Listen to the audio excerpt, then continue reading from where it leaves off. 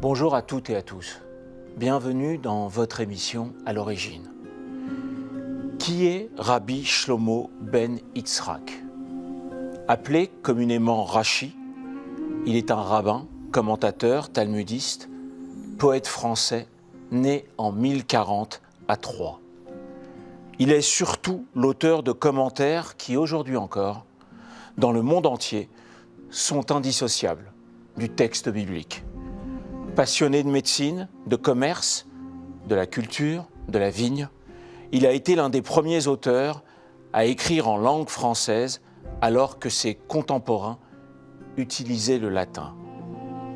Découvrez maintenant l'étendue de ce personnage fascinant et majeur du judaïsme français dans un documentaire exceptionnel. À la question de savoir quel est l'auteur français le plus publié à travers le monde, l'écrivain français le plus traduit, le plus lu au monde n'est pas Victor Hugo, n'est pas Du Bellay, ce n'est pas Montaigne et ce n'est pas Descartes, c'est Rachi. La grande question de savoir qui est Rachi, mais c'est avant tout un Français, profondément français.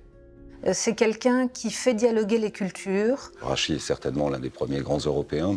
Rachi est un maître de pensée, d'études. C'est celui qui nous permet d'entrer dans l'étude juive. Chez les exégètes chrétiens, Rachi devient une référence obligée. Personne ne peut comprendre la Bible et le Talmud sans Rachi.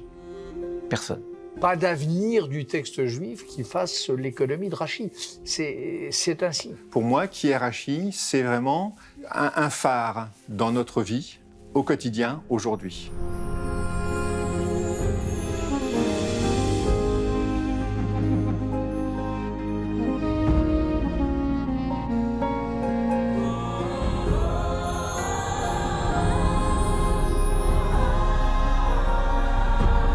Rachi, celui qu'on a surnommé ainsi, mais parfois Salomon de Troyes, le rabbin vigneron, ou encore Lumière de l'exil, est un rabbin français, né au Moyen-Âge en 1040.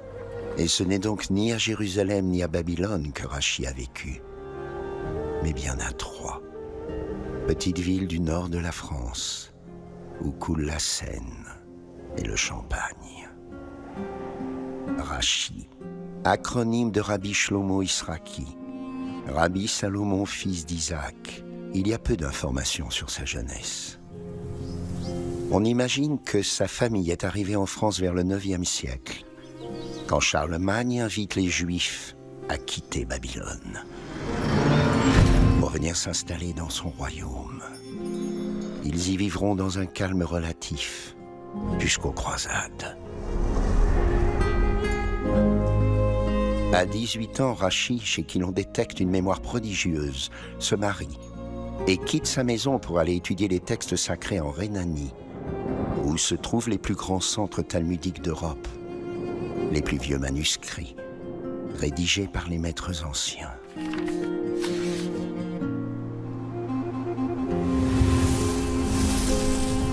Il revient de Mayence et Worms avec sa femme, ses filles, et un savoir exceptionnel qu'il n'aura de cesse de transmettre jusqu'à sa mort.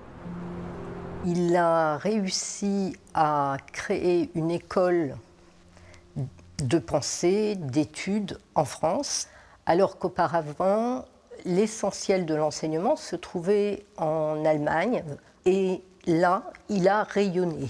Et donc un homme comme Rachi ait eu à cette période contemporaine d'une ville qui était ouverte sur le monde et qui recevait des dizaines de milliers de visiteurs pour des échanges de nature commerciale, eut envie de voyager, eut envie de prospecter, eut envie de faire une forme de prosélytisme au regard de sa compréhension et de son interprétation, ça n'est pas absurde, mais ça fait de lui et de Troyes une entité, une ville et un homme immense, Rachi, des gens qui avaient une conscience européenne éclairée.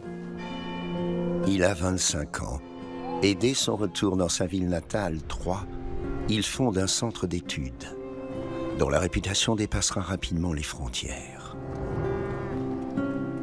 Il y accueille des étudiants des 4 coins de l'Europe Mais il prend également le temps de former ses filles à l'étude.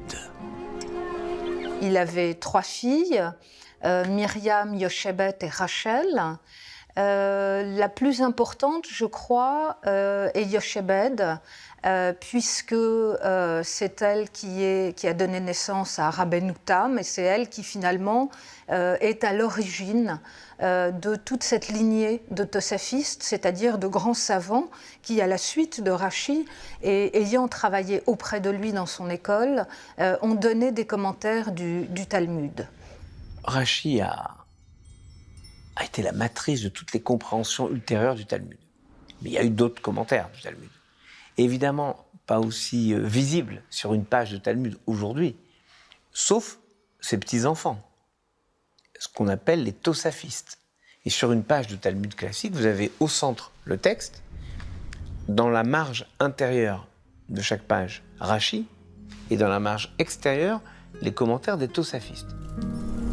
Rachi est nommé juge du tribunal rabbinique de la communauté juive de Troyes, dont il devient le guide spirituel. Il s'occupe des affaires de divorce, des affaires commerciales. Il gère les relations avec les chrétiens du comté. Grâce à lui, Troyes est connu dans le monde entier, alors que pour beaucoup de chrétiens, je me rends compte qu'on ne mesure pas l'importance de ce qu'il a été. Mais chaque fois que j'ai essayé d'approfondir une question dans l'exégèse ou dans des questions sur la Bible, en général, j'ai été confronté j'ai rencontré Rachi. À cette époque, Troyes fait partie des centres financiers du pays. 2 fois par an s'y tiennent d'immenses foires commerciales, où se retrouvent des marchands du monde entier.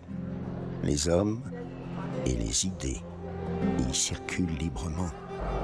L'histoire est dans la géographie. Il se trouve que la ville de Troyes était déjà une ville européenne. Ça a été la capitale européenne des foires de Champagne et qui mariait le nord de la Hollande jusqu'au sud de l'Italie pour tous les échanges autour de la soie. Donc cette ville était une ville ouverte sur l'extérieur à raison de sa position. Il est d'une modernité incroyable lorsque l'on prend le temps de s'intéresser à ce personnage, à cet homme. On voit à peu près l'endroit où il est né, on devine l'endroit où il est décédé, mais pour Troyes, l'histoire de Rachi se confond avec l'histoire de la ville. Rachi devient notable de la ville, non par sa richesse ou son pouvoir, mais par la force de son enseignement et de son humilité. Pour lui, le sage est celui qui apprend de tout homme. Alors que dit Rachi? Voici la plus célèbre question de l'étude juive. Aujourd'hui encore, que l'on soit néophyte, élève ou professeur, on ne cesse de s'interroger sur la vie du maître de Troyes. Comment a-t-il traversé les siècles? Pourquoi fait-il encore autorité? Quelles étaient ses techniques de commentaire? Comment a-t-il influencé la chrétienté? Que dit Rachi? Que nous dit Rachi? Rachi, c'est le premier à avoir pris à la lettre l'idée selon laquelle la Torah n'est pas au ciel, mais dans la main des hommes. Il l'a dépliée, il l'a explicitée, il l'a rendue accessible au commun des hommes de son temps, des temps suivants et d'une autre. Rachi, c'est avant tout le point d'entrée, on pourrait dire le point d'ancrage pour l'étude juive, finalement, à la fois pour la paracha de la Bible, que l'on étudie chaque semaine, la Torah, et puis en même temps, lorsqu'on s'initie à l'étude de la Guémara. Dans mes études, je me suis intéressé beaucoup à l'hébreu, et j'étais toujours intrigué dans une Bible en hébreu avec ces passages écrits dans un autre alphabet. Et j'avais le désir vraiment d'approfondir. Et surtout, quand je me posais des questions sur certains passages, en fait, l'éclairage de Rachi me séduisait. Enfin, il y a quelques passages comme ça où la façon dont il comprend l'écriture est positive, est toujours au profit de Dieu et de l'homme, d'une certaine façon. personne ne peut comprendre la Bible et le Talmud sans Rachi. Prenons l'exemple simple. L'Exode, chapitre 1, verset 8, « Il se leva sur l'Égypte un nouveau roi qui ne connaissait point Joseph. » Rachi dit, soit c'est un nouveau roi réel, un nouveau roi, soit c'est le même qui refusait de reconnaître tous les bienfaits que Joseph avait dispensés à l'Égypte. Ben, quand Rachi nous dit ça, il nous décrit la nature humaine, qui peut parfois, d'une personne qui occupe une fonction à une autre personne qui lui succède, et qui peut être oublieuse. Et puis, il nous raconte la réalité des personnes qui, elles-mêmes, décident d'oublier le bien qu'on leur a fait, parce que, comme l'aurait dit Victor Hugo dans Les Contemplations, la dette était si grande qu'il ne pouvait la payer que par l'ingratitude. Rachi veut remettre l'homme au centre de l'étude juive. Non pas l'homme dans sa relation avec Dieu, mais l'homme dans sa relation avec l'autre, son prochain. Il rappelle une célèbre controverse entre deux rabbins qui s'interrogent sur la phrase la plus importante de la Bible. L'un d'eux soutenant le verset « Tu aimeras ton prochain comme toi-même ». L'autre le verset « Dieu a créé l'homme à son image ». Rachi prendra bien évidemment le parti du premier. La manière dont je l'appréhende, c'est un grand humaniste. C'est-à-dire, c'est quelqu'un qui a la passion de l'humain. Et c'est pour cette raison que, s'il a été médecin, telle est un peu ma philosophie concernant ce personnage, c'est parce que c'est quelqu'un qui aimait les autres. Donc il y a un vrai sens de l'altérité à l'égard de cet individu. Et c'est probablement peut-être quelqu'un qui a su comprendre les individus et leurs problèmes, s'il avait cette capacité à le faire. L'homme est au centre de la création. C'est pour lui que le monde a été créé. Les commentaires de Rachi sont conçus pour être compris, même par les moins érudits. C'était quelqu'un qui avait vraiment le sens de la pédagogie et le sens de l'enseignement, tout en étant extrêmement précis. Mettre la lumière dans l'énigme et faire que cette énigme semble soudain évidente et paraisse comme une clé d'intelligence du monde magnifique et pratique, voilà le talent de Rachi. La simplicité de ces textes les rend accessibles dès le plus jeune âge. Le rabbi de Lubavitch dira qu'il a rendu compréhensible le Talmud pour l'enfant de 5 ans.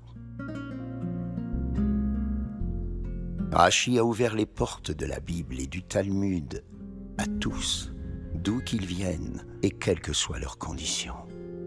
J'ai lu quelque part, mais je ne sais pas si c'est vrai, cette anecdote que ce qu'il avait mis en route, c'était de voir un père qui répond à son fils et qui lui donne une explication fausse sur la question qu'il lui pose à son enfant, et qui s'est rendu compte de la nécessité de former finalement les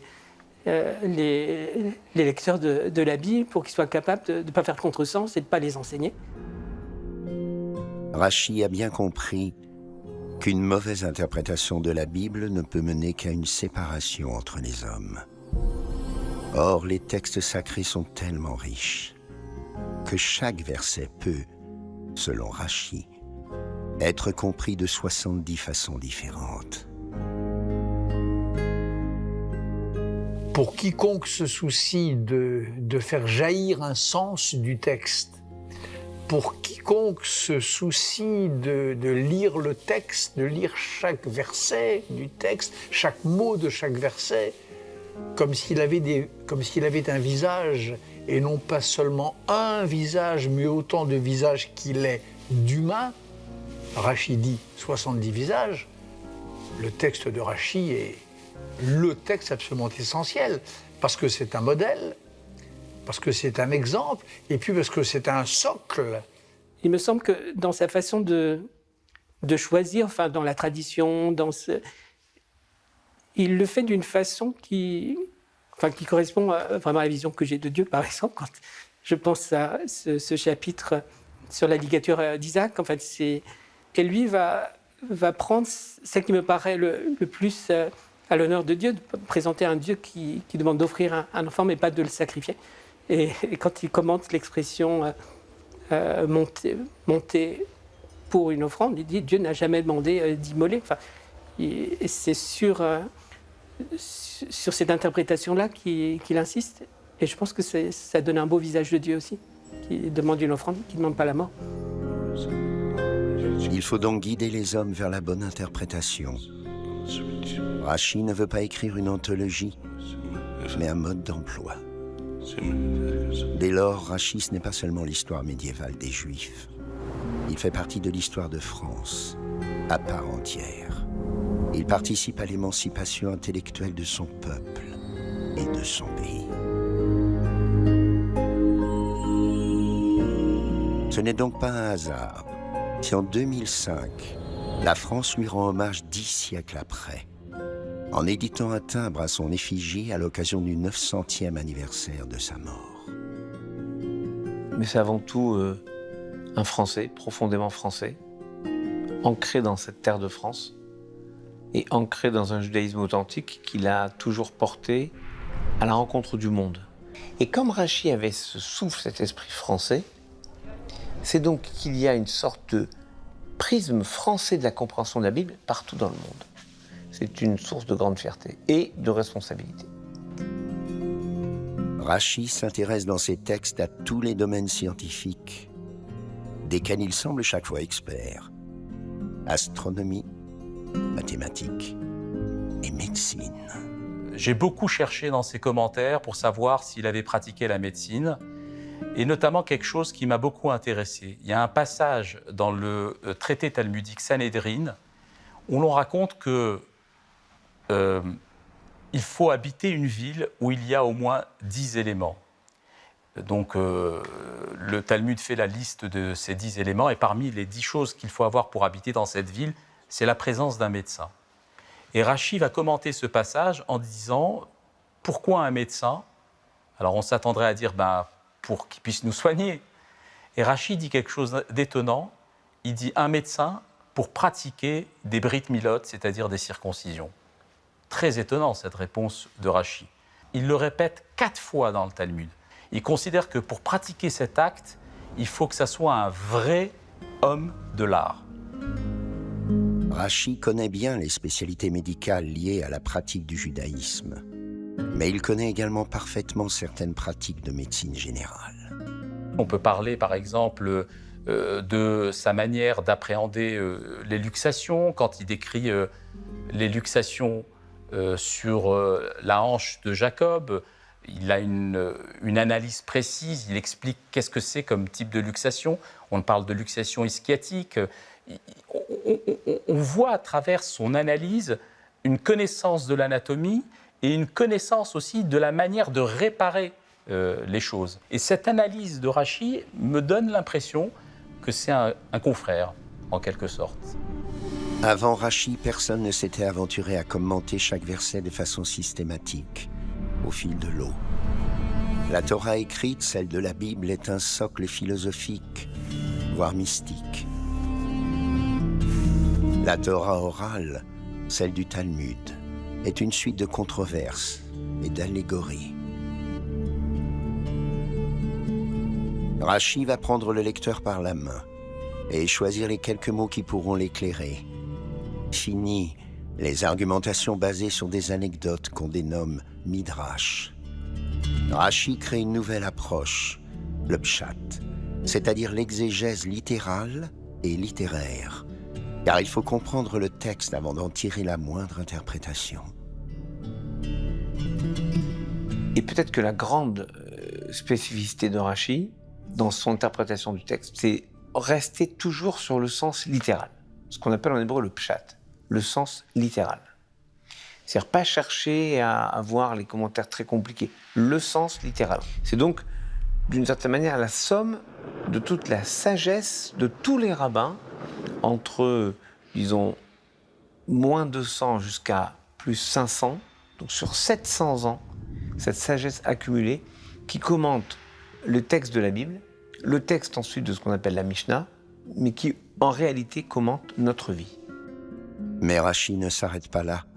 Parce qu'il veut être le plus précis possible, il utilise un grand nombre de mots empruntés au vieux français, quand il n'en trouve pas le terme exact en hébreu. Ces emprunts sont appelés les laazim. Rachi a un rapport tout à fait exceptionnel à la langue française.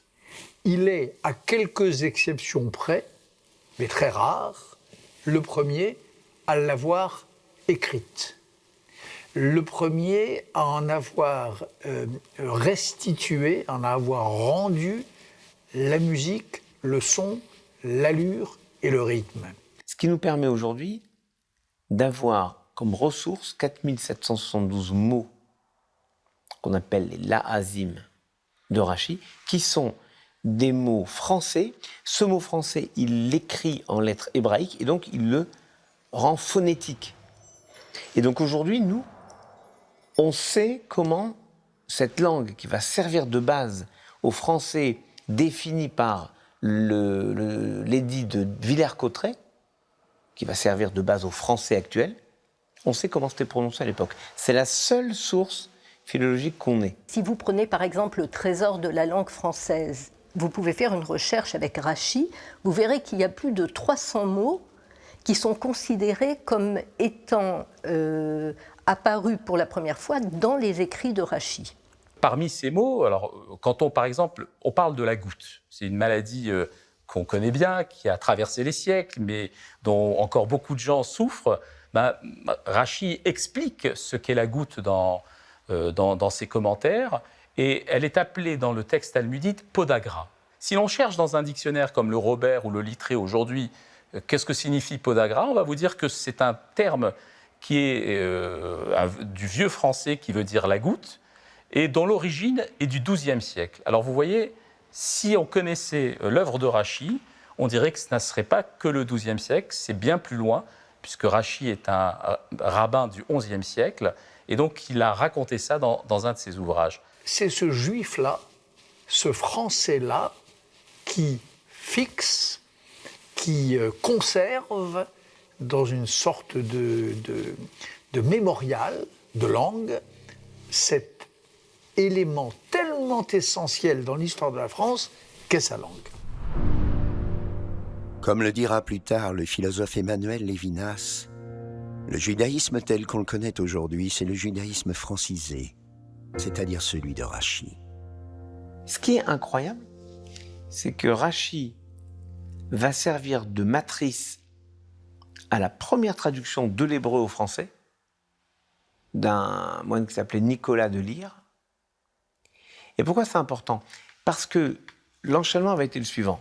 De l'hébreu au grec avec la Septante, puis du grec au latin avec la Vulgate, puis de la Vulgate à la langue vernaculaire, l'allemand, le français, l'anglais, ce que vous voulez. Ça fait quand même 4 niveaux de traduction. Et donc il y avait une perdition du texte terrible. Nicolas de Lyre reprend de l'hébreu au français directement, mais en cédant des commentaires de Rachi, parce que sinon on ne peut pas comprendre la Bible, la Torah. Et quand on parle du texte latin, on est face parfois à des difficultés qu'on voudrait approfondir, et c'est le recours à la langue originale qui peut aider. Et pour cela, Rachi est la meilleure aide possible, parce qu'il a vraiment travaillé à expliquer le mot à mot de la Bible. Nous sommes à Reggio de Calabre, en 1475, à la naissance de l'imprimerie. Quand arrive le moment de choisir quel est le premier texte en hébreu à imprimer, ce n'est pas la Bible, mais le commentaire de Rachi qui sera choisi. Le commentaire de Rachi, d'abord est publié seul, puis il est intégré bien plus tard au Talmud. C'est ce qu'on appelle la version de Vilna, ce qu'on a nous maintenant, notamment dans le Talmud, le chasse Vilna. Il y avait d'autres modes de présentation du Talmud, mais ce qu'on appelle Vilna, avec donc en marge intérieure Rachi, en marge extérieure Tosfot, et dans la Bible Rachi, juste à côté du texte, c'est révolutionnaire parce que ça n'oblige pas les lecteurs à avoir un deuxième ouvrage avec le commentaire du rabbin pour le suivre. Ça permet une plus grande fluidité du texte. Grâce à la pagination géniale d'un imprimeur, qui installe les commentaires de Rachi côté reliure, pour éviter que les rats, très friands de papier, et donc très présents dans les bibliothèques, ne les atteignent. Les commentaires de Rachi sont peut-être devenus les ancêtres du fameux lien hypertexte. C'est, oui, une anticipation du lien hypertexte, parce que le Talmud ou la Bible, c'est un texte. Pour aller au-delà, pour voir le commentaire derrière le texte, et surtout le commentaire littéral, eh bien, il suffit d'ouvrir Rachi. Symboliquement, d'ouvrir le livre de Rachi, mais dans la réalité, sur la même page, on trouve le commentaire de Rachi. Tout comme pour la Mishnah, il y a un autre commentaire qui permet ce suivi, qui est le commentaire de Barthénora. Donc on voit bien qu'il y a des commentateurs qui suivent tellement de près le texte qu'ils sont au fond comme des crochets qui permettent d'ajouter des mots pour rendre plus intelligible le texte original. Bien qu'il soit l'un des gardiens de la loi juive de l'époque, Rachi a donc fait preuve d'une grande modernité sur de nombreux sujets de société. Ainsi, la place des femmes est une question de la plus haute importance pour lui. Les trois filles de Rachi ont ceci de significatif pour l'époque, qu'elles ont participé à cette école talmudique de leur père, c'est-à-dire qu'elles étaient intégrées aux études, puisque l'un des traits de la modernité de Rachi a tenu précisément à la place qu'il avait accordée à ses filles. Rachi prend parti. Il défend leur cause dans les affaires de divorce qu'il a à juger. Selon lui, l'homme doit agir en droit et équité, selon la coutume des filles d'Israël. Rachi s'inscrit dans ce moment assez fugace, mais ce moment du XIe siècle où les femmes prennent un poids supérieur par rapport à ce qu'elles ont connu. Par exemple, ce qui est très intéressant, si vous comparez la position de Maïmonide et la position de Rachi, vous voyez que Rachi accorde beaucoup plus aux femmes que ne le fait Maïmonide. Donc on sort à l'époque de Rachi, à la fois de l'époque talmudique, puis d'une certaine façon du monde islamique, dans lequel évidemment les femmes sont reléguées, les femmes n'ont pas accès à la chose intellectuelle, vers une modernité du judaïsme qui, dans l'exégèse même des textes, reconnaît la place que jouent les femmes. Parmi les enseignements, moi, qui m'ont le plus impressionné, c'est une analyse précise de la génétique. C'est-à-dire qu'à une époque où la génétique était quelque chose de totalement... c'était vraiment pas très clair, on n'avait pas une conception telle que l'on la voit aujourd'hui. Rachi, par exemple, a une vision parfaite d'un verset de la Genèse quand il présente la création de l'homme et de la femme. Il dit que ces deux êtres sont créés et ne vont faire que Bessaram Echad, c'est-à-dire une seule chair. Et cette interprétation de cette expression amène à dire pour Rachi, ce qui est une incroyable nouveauté dans la conception du XIe siècle, c'est que l'enfant qui naîtra, c'est celui qui sera donné par 50% sa maman et 50% le père. C'est-à-dire qu'il faut avoir la vision de cette époque, par exemple celle d'Aristote, qui considérait que la force active dans la fécondation, c'était l'homme. Donc dire que 50% l'homme, 50% la femme, c'est une très grande nouveauté dans la conception de la fécondation telle qu'on la conçoit au XIe siècle, et vous voyez qu'elle est proche de la conception moderne. Une autre preuve de l'humanisme de Rachi est sa relation avec les convertis de force, qui, selon ses termes, sont des malheureux qui n'ont fait apostasie que sous la menace de l'épée, car même si un homme a péché, il reste membre de la communauté d'Israël. En effet, bien avant que sur leur route vers Jérusalem, les croisés ne convertissent tous les non-chrétiens sur leur passage, les conversions forcées ou volontaires étaient déjà nombreuses. Mais Rachi accueille à bras ouverts tous ceux qui souhaitent revenir vers la religion, même s'ils gardent leur démarche secrète. On ne doit selon lui ni humilier, ni discriminer le repenti.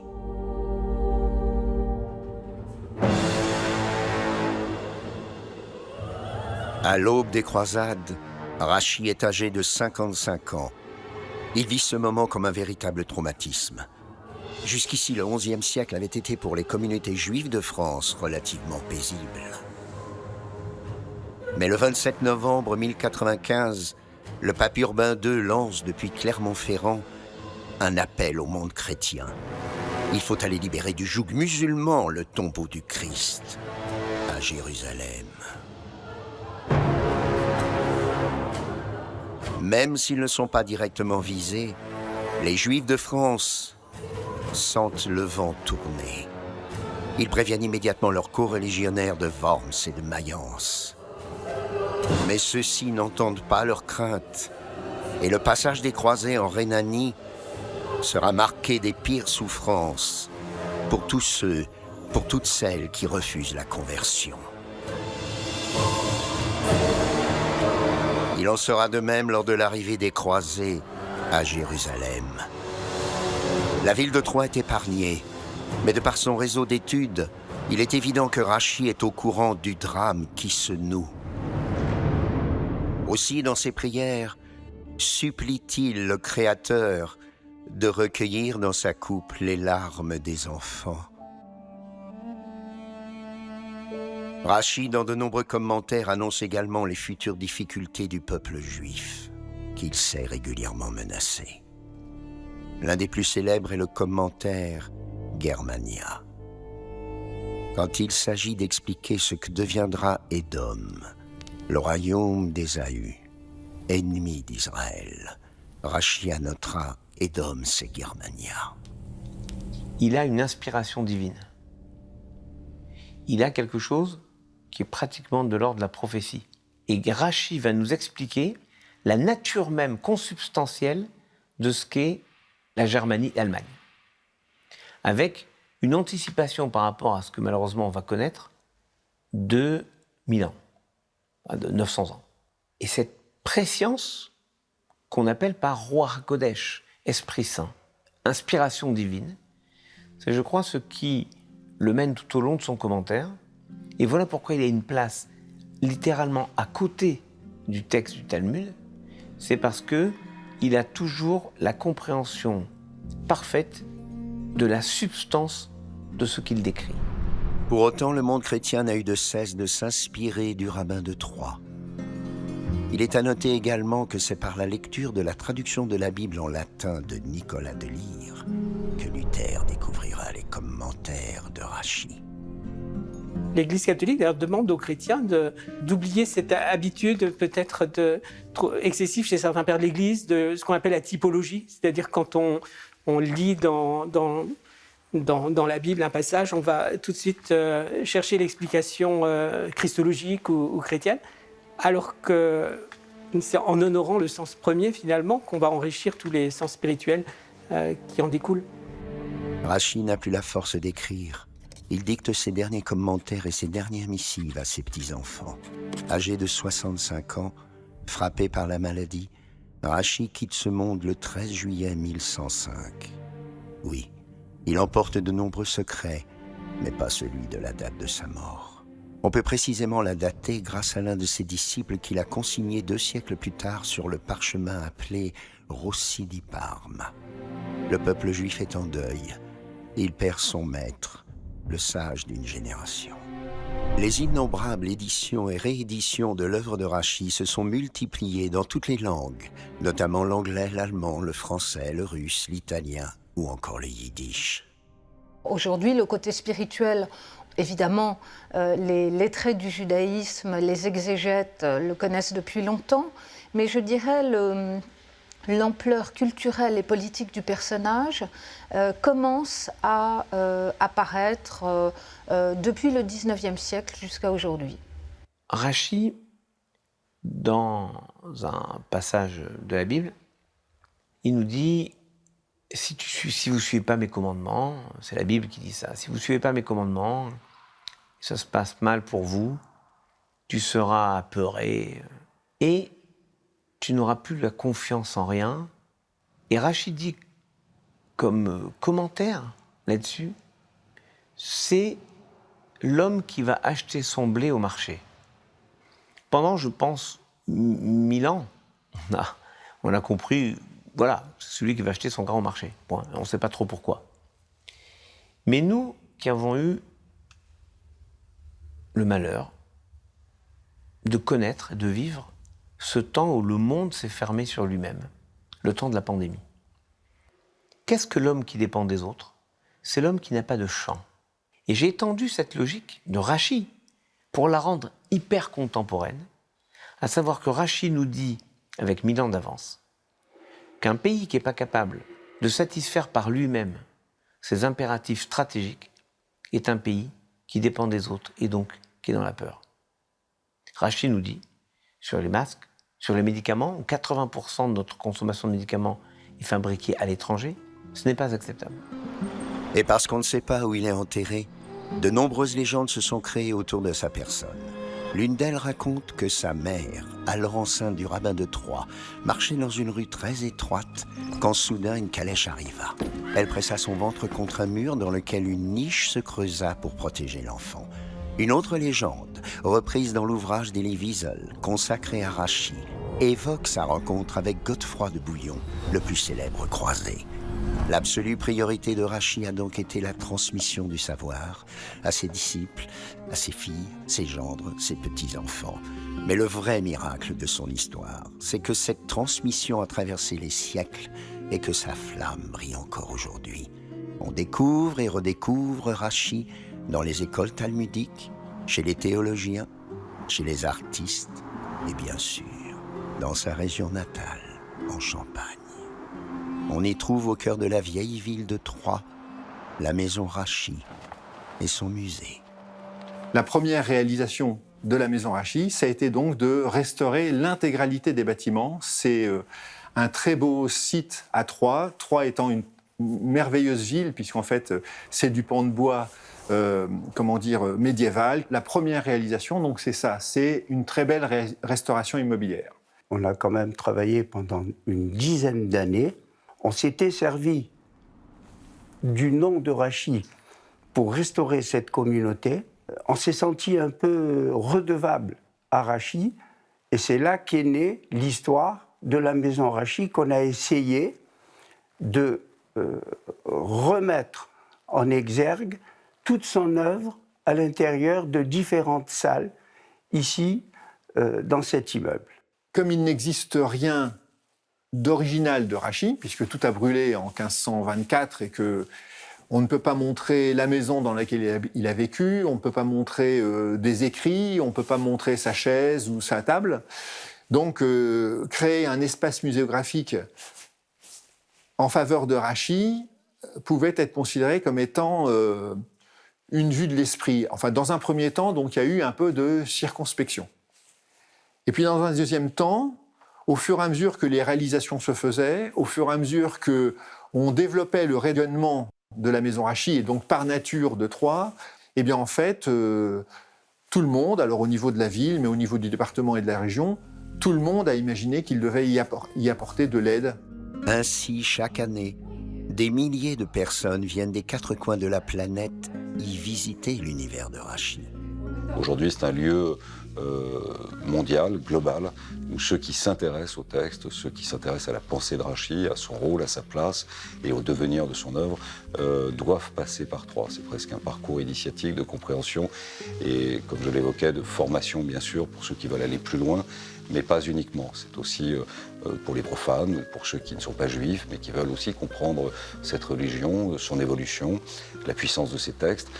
Passer par Troyes, c'est comprendre un peu mieux le monde aussi. Quand nous avons terminé la première inauguration, on était assez fatigués, c'était un dimanche soir, il devait être 19h ou 20h, tous les invités étaient partis, on avait peut-être 600 ou 700 invités, et la rue Bruneval avait été complètement bloquée par les forces de l'ordre, puisqu'il y avait bien sûr des personnalités politiques, mais il y avait aussi le grand rabbin de France. On a entendu la porte sonner, donc on est allé voir, et on a vu un couple d'Australiens.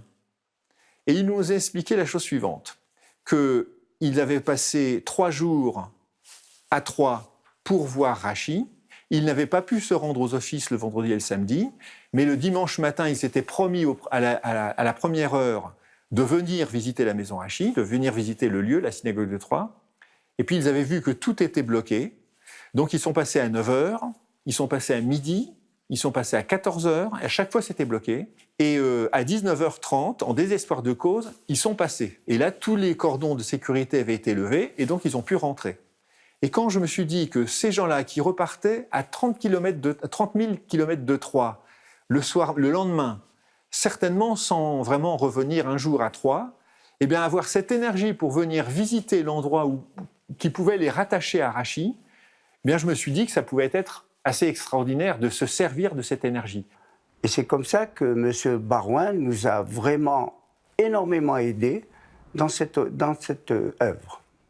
Alors j'ai été élu en 1995, il y a donc quelques siècles déjà, et j'ai succédé à un homme qui a été compagnon de la Libération, qui était Robert Gallem, qui a été ministre du général de Gaulle, de Georges Pompidou, de Valéry Giscard d'Estaing. C'est une personnalité forte de notre pays, de cette époque. Et il était très lié à René Samuel Sirhat, qui l'a en quelque sorte initié dans cette compréhension historique sur le rôle et la place de Rachid dans cette compréhension mondiale de l'interprétation, évidemment, des textes qui ont été portés par Rachid.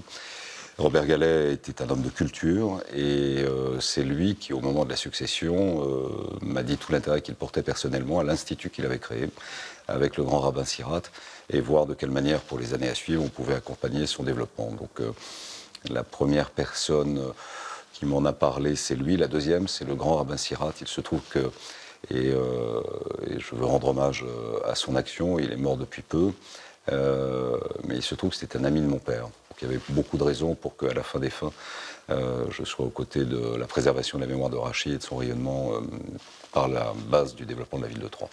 Rachid m'a aidé à comprendre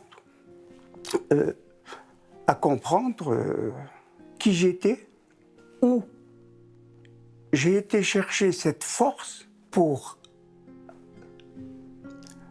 continuer ces travaux, cette œuvre, et j'ai fini par croire que quelqu'un guidait nos pas. Et c'est comme ça que j'ai compris que Rachid avait guidé les miens.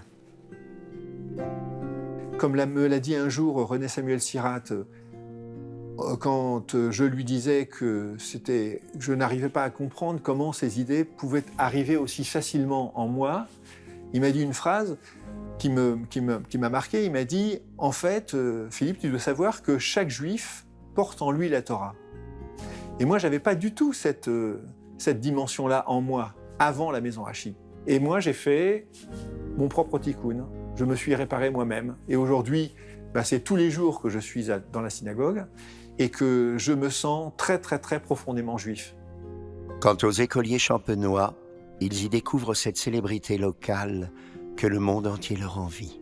J'espère de tout cœur qu'une génération va nous suivre et que derrière nous, on trouvera certainement des gens qui vont aller plus loin parce que Rachid, c'est jamais terminé.